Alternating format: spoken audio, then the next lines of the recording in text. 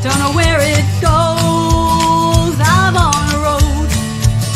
Follow your heart. It won't let you down. Follow your heart. Take the steps beyond your way. Take the steps.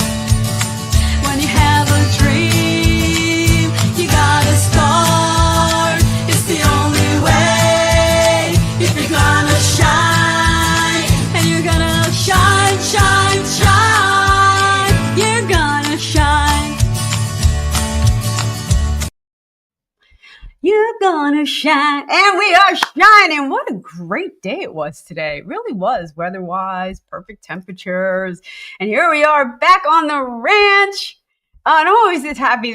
Mondays just make I know people don't like Mondays, and I do my mindful Mondays and stuff, but I have a blast on Mondays because I get to meet some of the best and up-and-coming Americana artists. That's what I do. I span the globe to bring you the best in Americana. And we've talked about this on the show before, how Americana can mean a lot of different things and take you in a lot of different directions. So when I was at the International Singer-Songwriters Association, I get to meet a lot of the breadth and scope of what is Americana music. And we're kind of doing a girls' night tonight. With a kind of someone new to the international singer-songwriter scene and new to the ranch, the very bluesy Lexie Blue. Hello, Lexie. Hello. How are you? I'm good. I'm good. How are you in Michigan? Doing good. Doing good. Yes. I'm glad to hear it. And we have some people listening already. So everything you text, we can see. So put it in the chat and say hello and where you're watching from. Love to hear from you. So this was your first year on the singer-songwriter scene, but You're not new to the award scene. Correct. Yeah. No. So I've been in the music scene since I was a teenager. I lived in Las Vegas, and then I moved to Michigan. And my debut of my stage name Lexie Blue was 2023. So previously I used my legal name and did an album under that. But I really wanted to find a band that had my vision for like blues music and my originals that I wrote. And I found them. And so kind of like killed my other stage name and brought up Lexie Blue. So yeah, it went really fast though. When we debuted in 2023, we accomplished a lot. I don't know if you're familiar with the International Blues Challenge, IBC, but we competed locally and won our blues competition, got to go to Memphis, play on Beale Street. And we did that 2 years in a row. So that was super, super cool. And recorded our first album, and it got, 2 awards, the Michigan Music Awards this year. So yeah, been around. You've been around, but it sounds like you've been really evolving and defining your sound. Yeah. What was the big shift in 2023 to blues? So I always wanted to be in blues. But when I lived in Las Vegas, so like I have parents, I call my adoptive parents, they're musicians. And I grew up on country, and I love country music. It's always been my thing. I didn't really know what contemporary blues was until I heard it. And once I heard it, I was like, that's what I want to do. But when I moved back to Michigan, I met my husband, and we started a cover band, and we just did the cover thing. We still do it, we gig all the time. I just didn't find like the right people that had my vision for my originals. So when we moved to Jackson, Michigan, I met this bass player, and he kind of had the same vision. And I met a keyboard player, and anyways, it just fell into place. So I was like, all right, these are the guys that are going to bring my songs and like my sound alive. And they're amazing. They're very creative, and, we write so well together. And yeah, so that was like the huge shift, just meeting the right people. Well, Billy from Long Island wants to say hello. Hello, Billy. So we got some people listening right now. So it's an amazing journey. And it's funny. I was at ISA, and I had this big conversation with one of my good friends there, Candy, about playing covers versus originals, and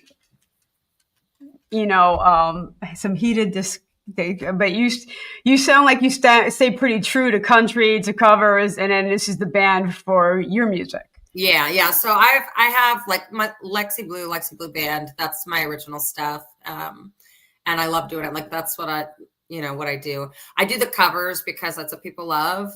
So my Lexie Blue band, we only play probably like 12 shows a year. And that's because they're ticketed shows. We want people to pay to come see us, right? They're original music. Covers, I mean, I used to play Wednesday through Saturday. I play bass and sing. So my husband and I have a duo. Then we have a full, band. It's a cover band.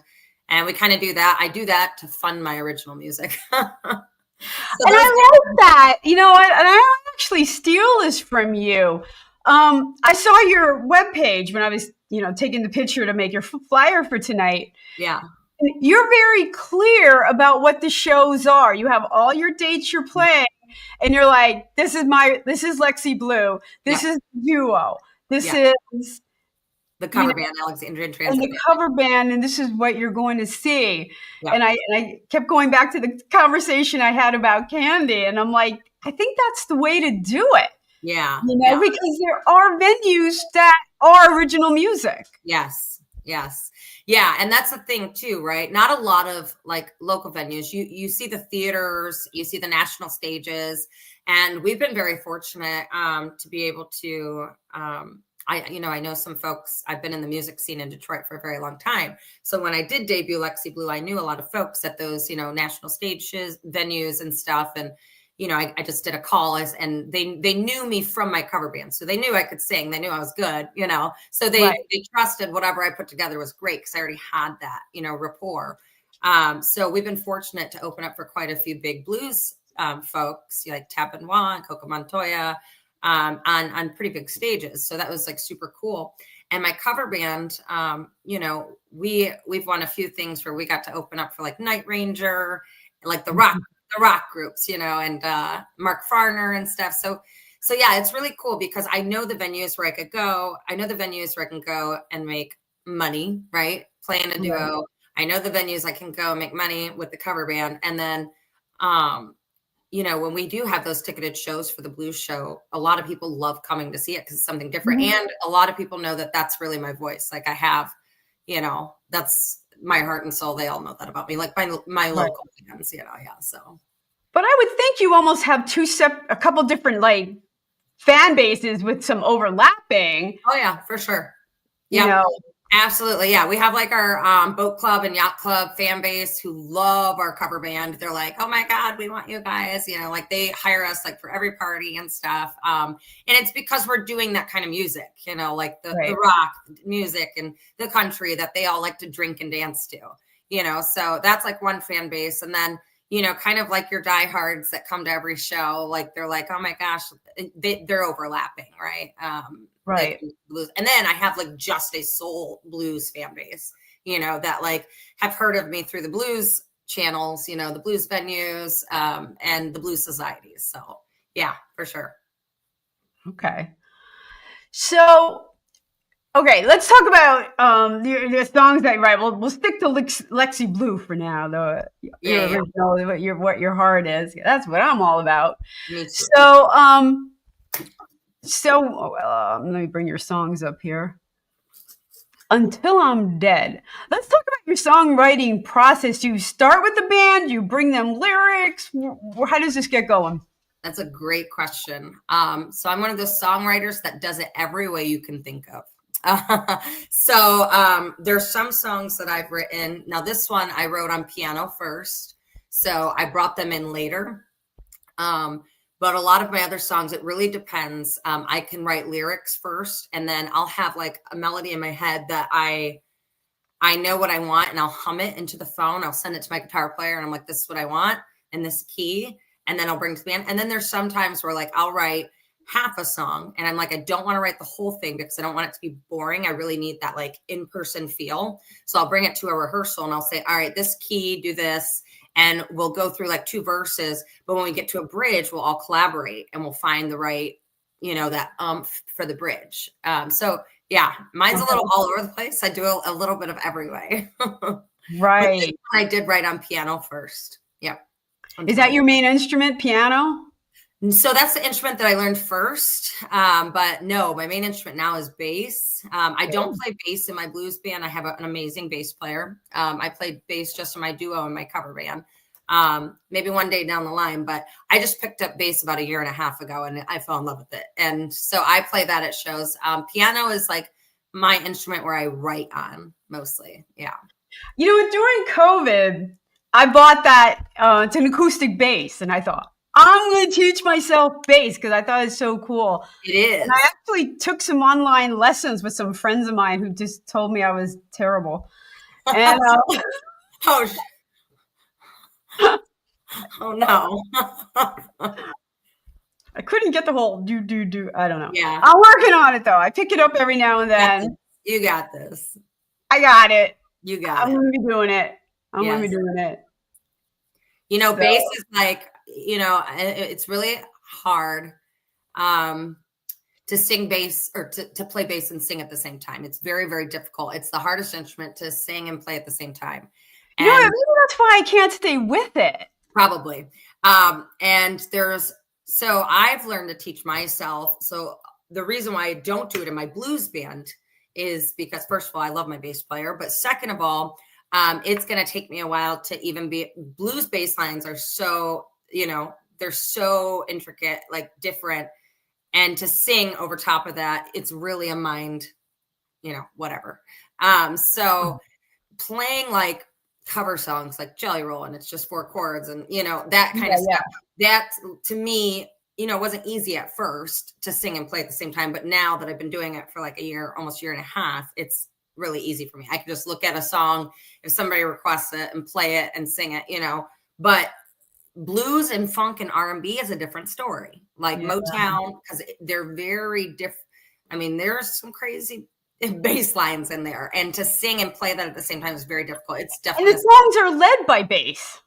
What is it? The songs are led by bass. Yes. They're bass driven. Yes, very, very bass driven. Yes. So, but I'll just like you'll get there, and I'll get there one day, right? Maybe. But I honestly, tell me if I'm wrong, Lexie, but I think there are 2 types of bass players. Yeah. A true bass player that have that rhythm, that have that funk, and they just got it. They got that groove. Yes. And then you got the frustrated guitar player that can't get a gig and they get the girl, so he like picks up the bass. My bass players were all the bass players I played for will be like, that's a wrong statement because I could never get a girl playing bass. They have all said that to me. I know a lot of bass players and all great guys. I have sub bass players sometimes, well, before I could play bass, I should say that. In my other bands where I would call and be like, hey, are you available for this date? And we know a plethora full of musicians. We need a guitar player or bass player. And they're so great and so professional. They just show up to the gig and know what they're doing. So it's super cool. But they'll all tell you that.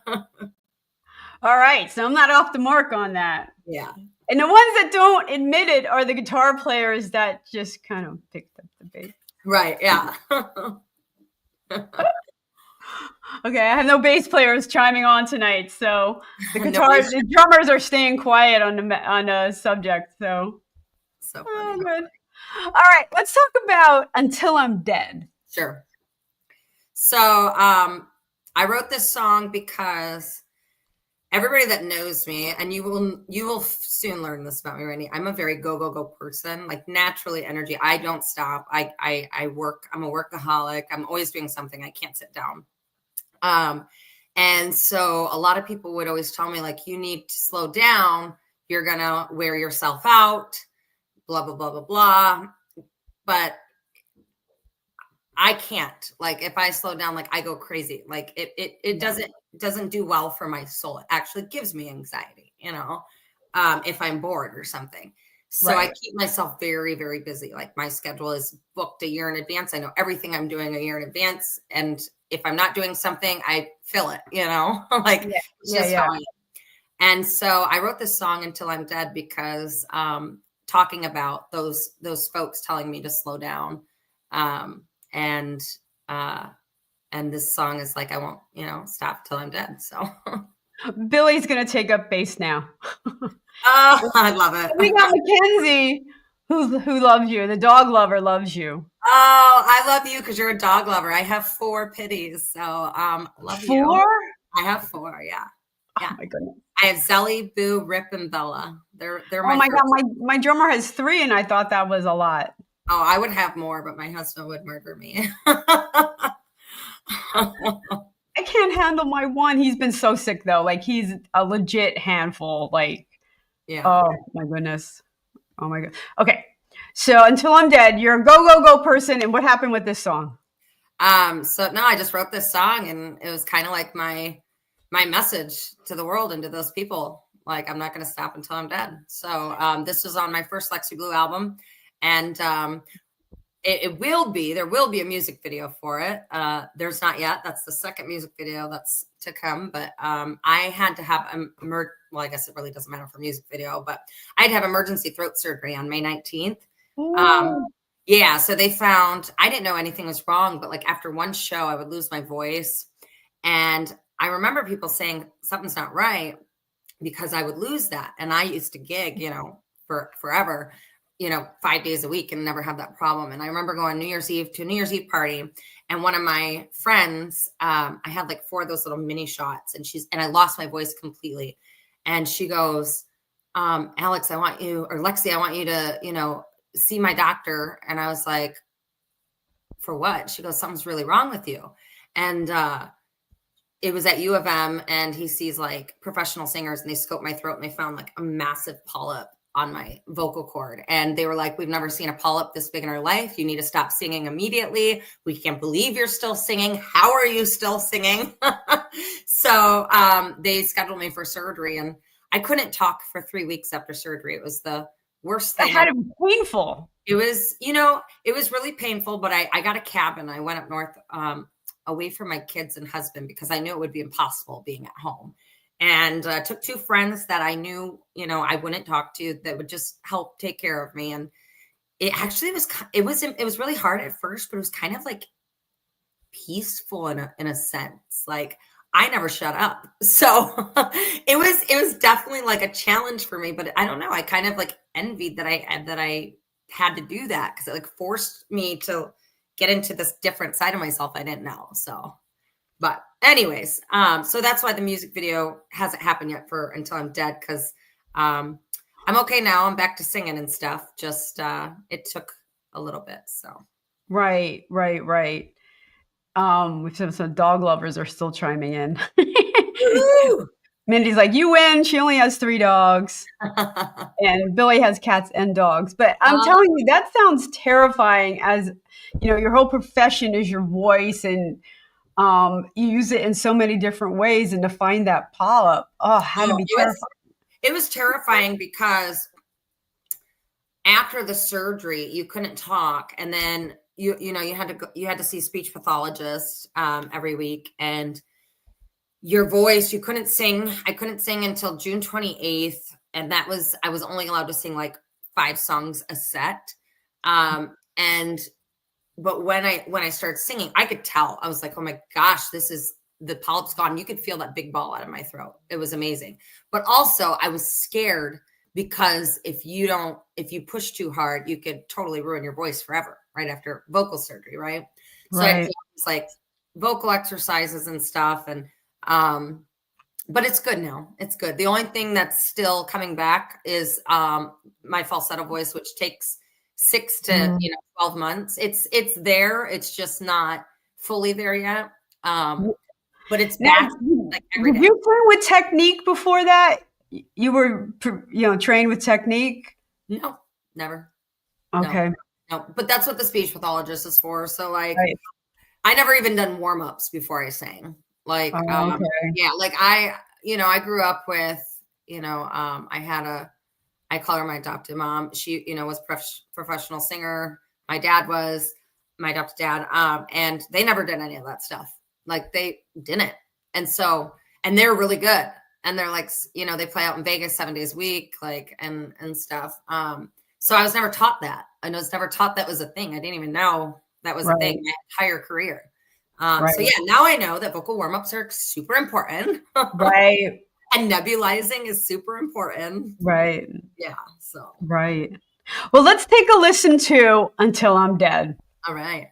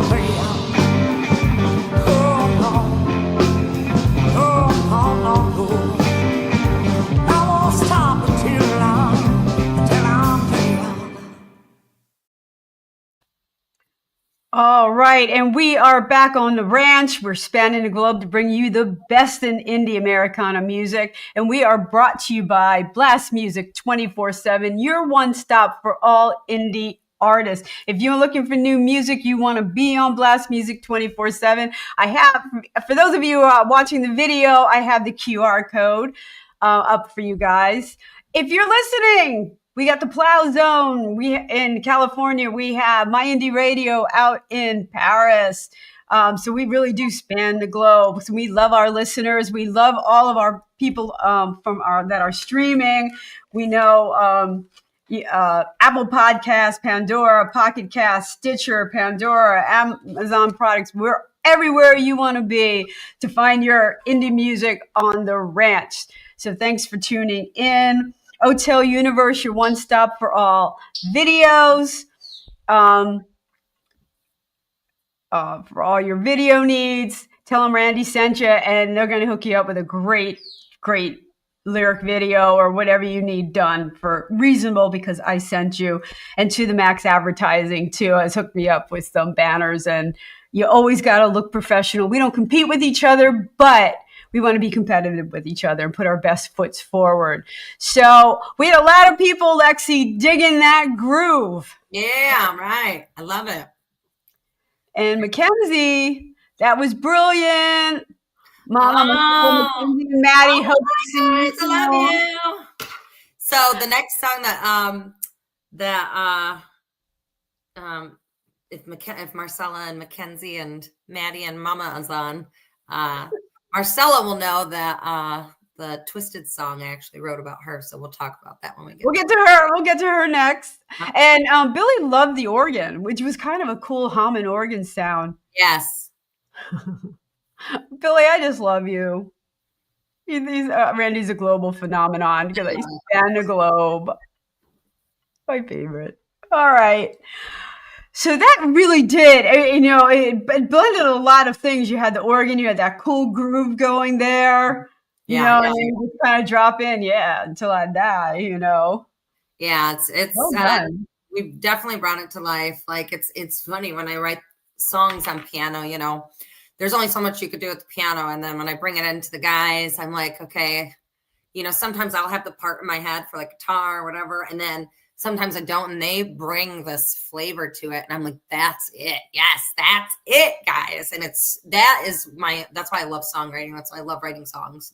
Because it's the process. It's like when you hear it and you hit it, and those guys, like get it, like you have it right. You're like, that's it. And it's the most, like, it's the best feeling. It really is. Oh, it is. It is. And some songs just drop into your lap, and some you're really picking and pulling at, Yeah. Yep. How was Twisted for you? Was that a drop in your lap, or was that kind of... So Twisted was a drop in my lap. So that's why I'm so glad Mama Hurley's on. I call her Ma. She's my best friend Marcella that's her mom. And she went through something with, her ex-husband and stuff. And and so I wrote this song and I sent it to her and I said, this is about your life. And there was domestic violence involved and stuff. So this song is about domestic violence and getting into that situation, where, you married someone, and they're not the same person they were, and they changed, and they manipulate you and they make you think you're the crazy one. And, so like a lot of my songs, I feed from my life, and there's experiences. And then a lot of that emotion I can draw from like my friends' lives and stuff. And, and I'm a very emotional person. I feel everybody else's like feelings and pain. And I don't know if that's a good thing or a bad thing, but it's a good thing for music and good thing for songwriting. So it's great. It burns you out like emotionally sometimes. Yeah. It can, you can really get flooded with things. Mm-hmm. But I love songs like this, that draw attention to things that we really need to pay attention to. Yeah, for sure. Especially when women, we have to stick together and we have to believe. When somebody says something's going on. I was in a situation and I told my friend, and they really told me I wasn't trying hard enough. Oh, wow. Wow. Yeah, it hurt, Wow. I got Did you write a song about it? Did you write a song about it? Yeah. Good. I did write a song about a domestic called Olivia, which is a murder ballad. Yeah. which was to draw awareness to it. But we got to keep talking about it. Yeah, for sure. Mm-hmm. We got to break the silence. So, did you bring this one to the band, or? I did. I wrote this on piano first. This is another one I wrote on piano first, and then I brought it to the band. Yeah. But they really put that blues, because when I wrote it, it was very ballady. When I wrote it, it was slow and ballady, but I wanted to give it punch, and I knew that's what I wanted because it was that kind of song. I wanted a punch to it, like a gut wrenching punch to it. And I told them that, and they brought it alive. It's very emotional and gut wrenching to me, like what they brought to it, the flavor they brought to it. I know. I love songs that want people singing along and they're like, oh, this is important. You know what I mean? Like, I like it when it's that catchy. Yeah. And sometimes ballads are like, oh, okay, here we go. She's preaching. When you kind of punch them with it and get them grooving along, I think it just has more impact. I just really do. Yeah. So let's listen to Twisted.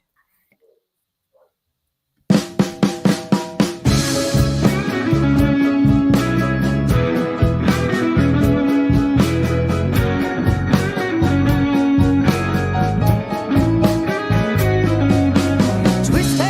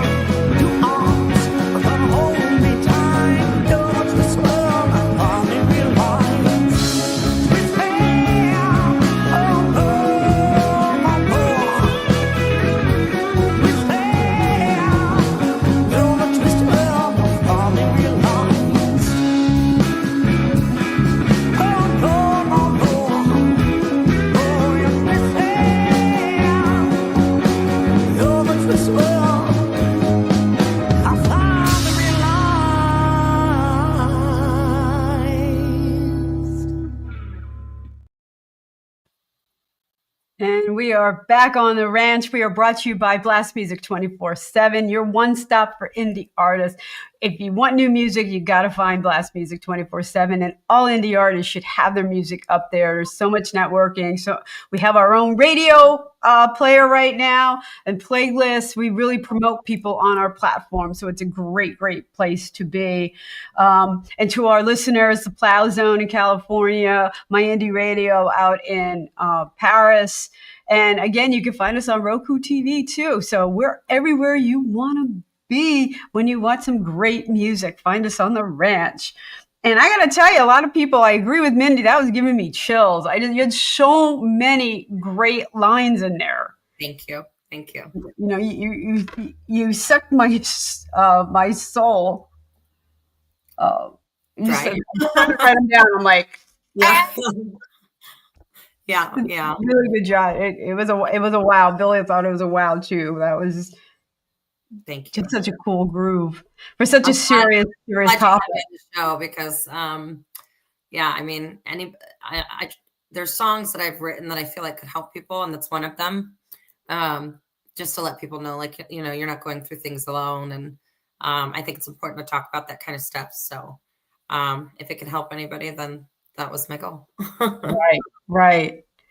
And, you know, people, and I think that's the greatest reward when you do a show, if somebody comes up to you after the show and says, oh, that meant something to me, that song, you know?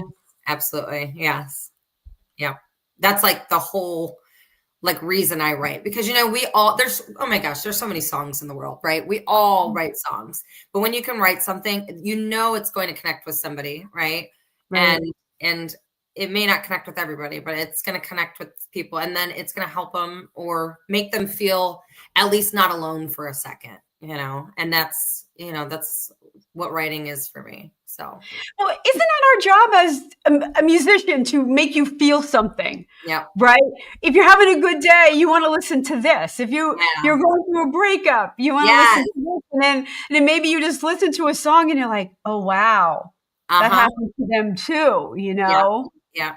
I remember being like in high school, going through a breakup, and I just like repeated the same breakup songs over and over again just because they made me feel good and sad. And I was like, yes, that's it. What was it? What was yours?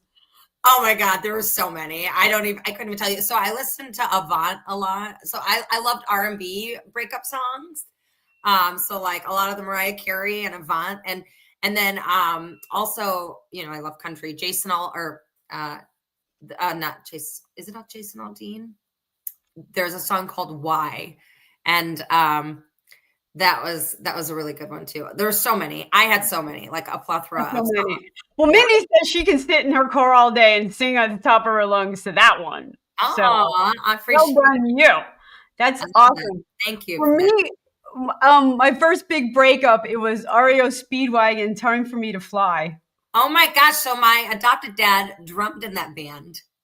No way, REO. Yeah. So Kent Johnson. Yeah. So I lived with these musicians, like I was saying earlier, you know, in Vegas, and called my adopted parents. And so my adopted mom was Tammy Graham. She was on the Grand Ole Opry. She was a, you know, country singer for a while. And then my dad, he drummed in that REO Speedwagon band. Yeah. Oh my God. Yeah, that's so cool. You can tune a piano, but you can't tune a fish. That album, like, drop the mic. That's amazing. That's so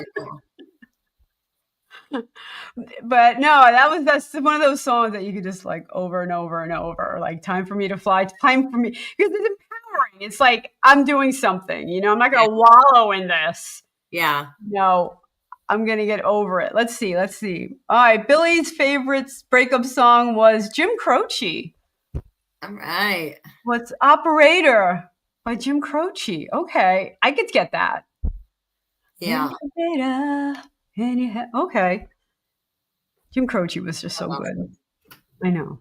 See, everybody has it. Everybody listens to breakup songs. I know.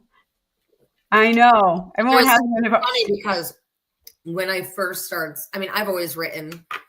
When I was younger, even in elementary school, I wrote poems, like before I ever did songwriting. So I always loved writing, and I wrote short stories and stuff. And when I got into music, I started writing songs. One thing that was hard when I got married and became happy, right? I got writer's block. So, and you'll hear this from a lot of musicians. So, I used to be I don't want to say self-destructive in a bad way, but I kind of I didn't like when bad things happen because you hurt, right? You don't ever want to go through that. And like I said, I'm a very emotional person. So that hits me really, really hard. Right, Things right. hit me very, very hard. Yes. And I'm way better now that I'm older. But when I was younger, I have a lot of, abandonment issues and stuff. So that stuff would hit me really hard. And it was great because I could sit down and write a song in 10 minutes and I would feel so good. And that was my way of getting it out. And it really helped me through life. Like especially when I was younger and I went through a lot of stuff, it really saved me. Like it really, really did. But when I got married and I met, my husband, and, it gave me writer's block for a long time. You have fights. And the great thing about him is he's a musician too. He plays guitar and sings. So when we have fights and we write songs about each other, nobody knows how you do. I'm telling you, but you fling your Mac out, right? Right. But we get it. That's what artists do. And it's not like anything super bad. Like I might write like one verse and then I'll be done just to get it out. And then I'll turn the song into something completely different later on, know? But it was an idea that developed because I was hurting, whatever that hurt may have been, but I needed to get it out. And it developed into a totally different song, but it came out great, So, yeah. You know what? We need more happy songs because we all can think of the breakup songs, but we need I'm trying to think of a happy song, and I'm like, when I'm in a good mood, what do I listen to? I don't know. Like, there's so many happy songs. There are happy songs. There's that Watermelon. I know that there's an artist. I know Morrissey was one of them, but there's quite a few artists. He wouldn't take antidepressants because he didn't want to happy.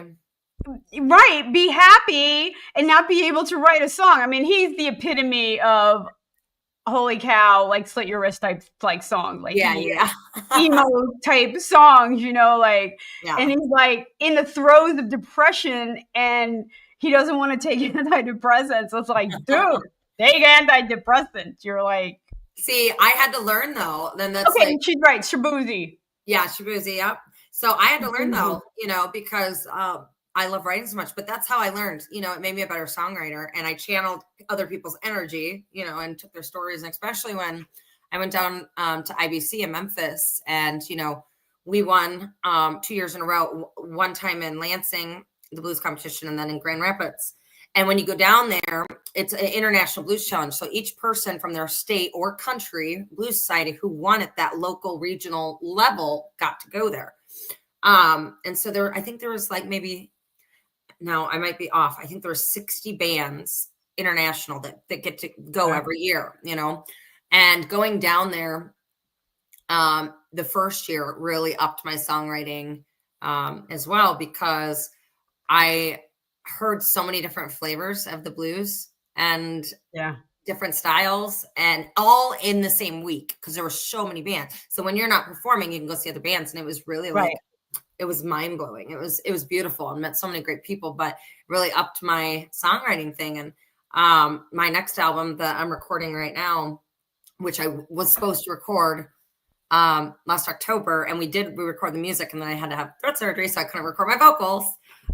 So I'm laying down vocals right now, but it's called Too Glam to Give a Damn.